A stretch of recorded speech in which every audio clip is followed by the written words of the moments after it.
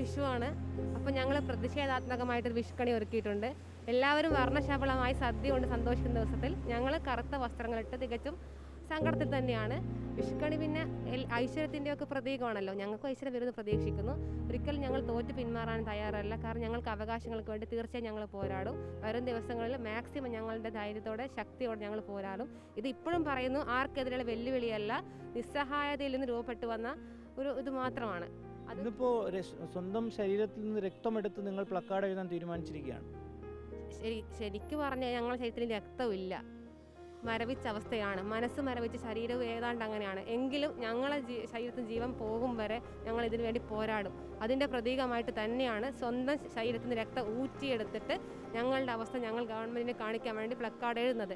അതിലെങ്കിലും ഒരു ജീവൻ്റെ ഇതിലെങ്കിലും വിചാരിച്ച് ഗവൺമെൻറ് ഞങ്ങളുടെ മുമ്പിൽ കണ്ണു തുറക്കും ഞങ്ങൾ പ്രതീക്ഷിക്കുന്നു.